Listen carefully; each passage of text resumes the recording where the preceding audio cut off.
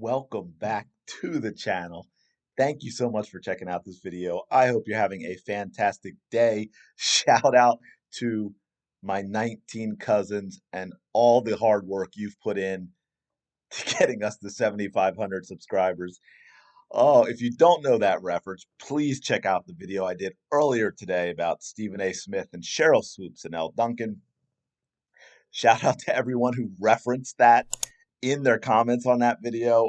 Put a smile on my face, made me laugh a little bit. So, speaking of laughing, let's have a little fun because it is happening.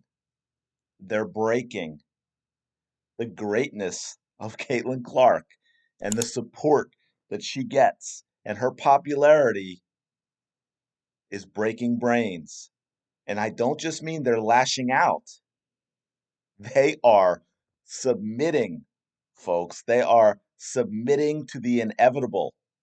And we've got a couple of them right here that we're going to check out and enjoy.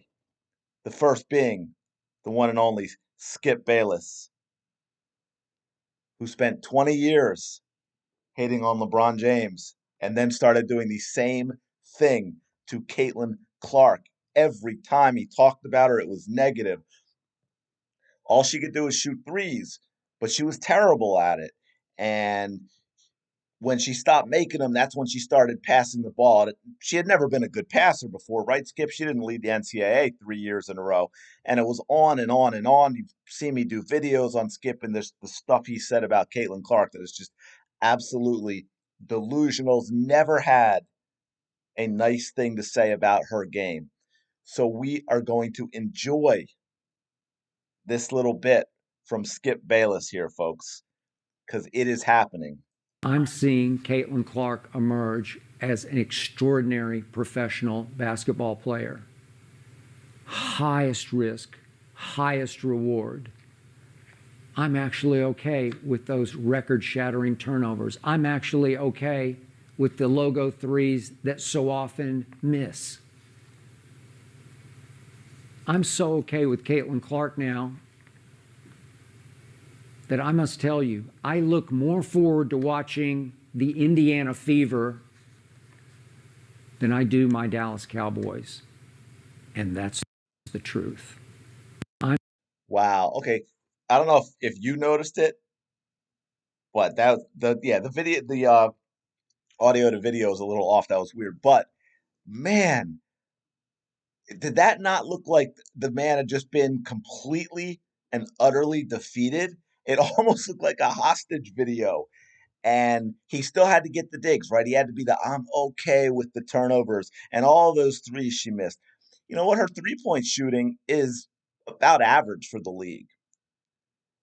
And then you factor in the degree of difficulty with hers because of the attention she gets and the fact that her 3-point shooting, her average make is further than anyone in the NBA. It's 28 feet plus for her average 3-pointer that she makes. And the turnovers, anyone who's been paying attention, I did a couple of videos on those. Skip Bayless, as long as he's been around, he should know how ridiculous it is to harp on her turnovers because the turnover list is a who's who of NBA Hall of Famers. And even in the WNBA, which hasn't been around nearly as long, the top turnover leaders are your Becky Hammonds and your Sue Birds and your Diana Taurasi's. But he had to throw that in there. But man, he's come around. He looks broken. Caitlin Clark and her horde of followers have broken Stephen A. Smith. So guess who else do we know as a complete hater on Caitlin Clark? That's right, folks. The coach of Team USA and the Minnesota Lynx, Cheryl Reeve herself, who complained at the beginning of the season about how the league's not about one player and how difficult it was to get the Lynx game, which I think was even a preseason game, if I remember correctly. Correct me if I'm wrong in the comments, where she talked about how difficult it was because you could only get to it on the app. Forget the fact that since the Olympic break, Caitlin Clark's been on Ion, WNBA League Pass, and WNBA League Pass for 3 of their first 4 games. Okay, so but setting that aside, and then what? When she was asked when the Fever played in Minnesota for the first time, if you remember, and Cheryl Reeve was asked about Minnesota's like a home game for Caitlin Clark and all the Indiana Fever fans and Caitlin Clark fans in the stands and the Caitlin Clark shirts and what she thought about that. And she didn't give two you know whats. And the reporter said not even one, and she said not even one. And anytime she was asked about Caitlin Clark, she was just snappy, snippy, and nasty.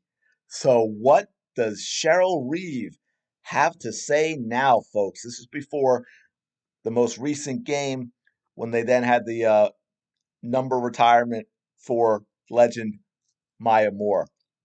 Let's listen to what Cheryl has to say here. Yeah, we haven't seen him a lot. I'll say that. What I have seen, and coming into the season, watching her in college, I said the single best thing that she does that young players don't do is she plays at an incredible pace, and pace can get you really, really far. And there's great value in that. Pace and passing, I think, are her two greatest things. I know the sexier part is probably the logo 3, but the pace and the passing is what makes her exceptional in my mind. The importance of the W. You're all standing here.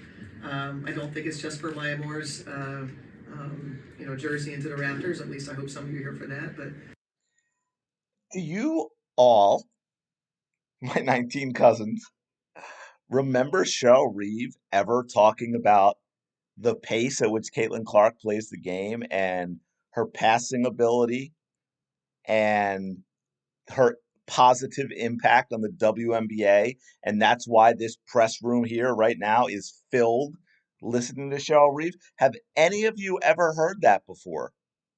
I have not heard that before.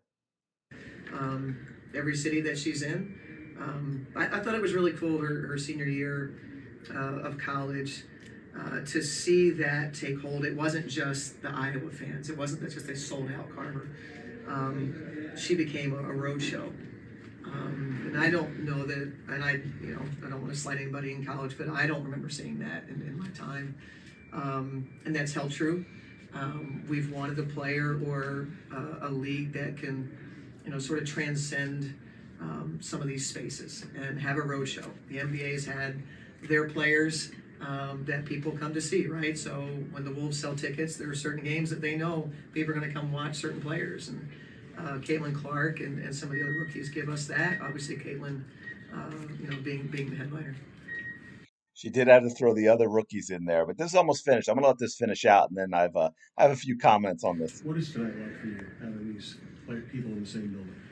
The people in the same building? Caitlin and Maya. Well, I wish one was playing. Oh, if you couldn't hear that, I'm gonna back it up just like 1 second. So, if you couldn't hear that, she was asked about what it's like to have Caitlin Clark and Maya Moore in the same building. Partly because for those of you who don't know that real quick, Maya Moore is like the legend for Caitlin Clark. That was who she, if you get asked her one player, like that's who she admired, that's who she wanted to be like, that's who inspired her. So it was kind of great that Caitlin Clark and the Fever were in town the night that they were retiring Maya's number. So that's the question she was asked if you couldn't hear it. One was playing for us. Either one. I would take either one. Yeah, she'd take either one, absolutely. But man, this is so fascinating to me because I'm looking at this and I'm thinking, okay, well, I got to be careful. It's 2024. This could be a deep fake. It could be a pod. She might be a pod person. I don't know. Maybe it's a robot. Because it doesn't sound anything like the Cheryl Moore I have heard all season long. I mean, everything. Her demeanor, her tone of voice is a completely different person. Absolutely, they have been broken, folks. Now, the skeptical person in me, though, wonders if this has, with the way Cheryl Reeve has been. If y'all remember, former player Ariel Powers, you remember that video? Ariel, she vlogs a lot. She does her YouTube channel. She's really great with doing stuff, putting stuff out there, interacting with fans. And she was recording a video, getting on a plane to go to the All-Star game. Right? Ariel's in Atlanta now, but she played for the Lynx. They had a falling out there. she started talking about how God has to have a sense of humor because Ariel Powers was not only put on the same plane as Cheryl Reeve, she sat next to her. And as soon as Ariel Powers sat down, Cheryl Reeve got up and switched seats with somebody else. Does this sound like that Cheryl Reeve? It's crazy. And part of me wonders if it has to do with the Derica Hamby lawsuit and people are, and like the WNBA behind the scenes is panicking a little bit of what might come out and how a lot of these coaches may have treated other players and so on and so forth. And I wonder if there was a memo that went out and said, get it, we got to change some things up. We got to start acting like normal human beings. Stop being mean and nasty.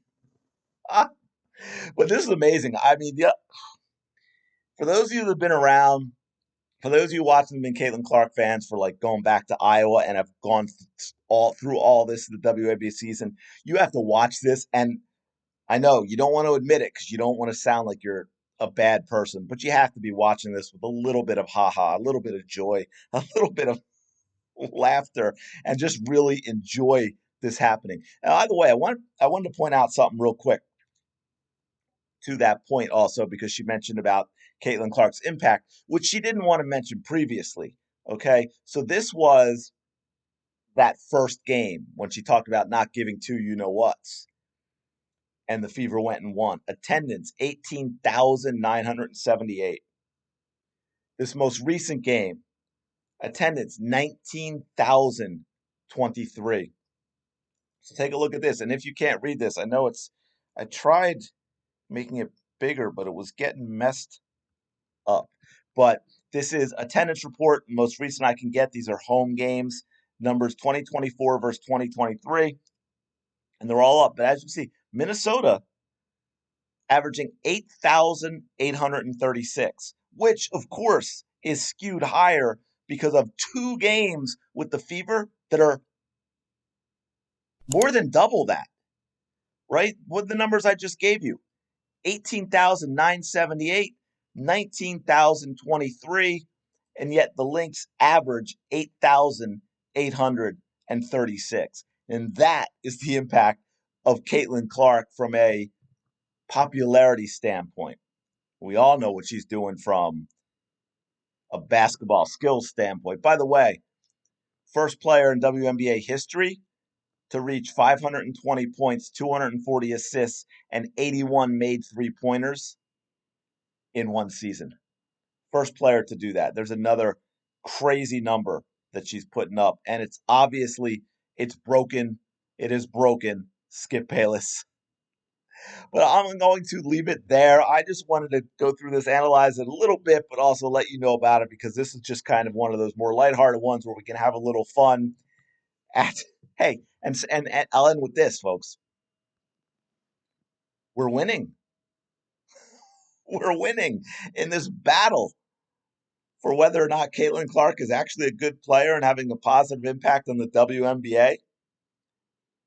We're winning. Let me know your thoughts on this in the comments below. Your thoughts about Skip and Cheryl Reeve and their change of behavior and look, and I note after you comment, but you have to comment first. After you comment, feel free to take a little break because you've earned it. I know it is not easy.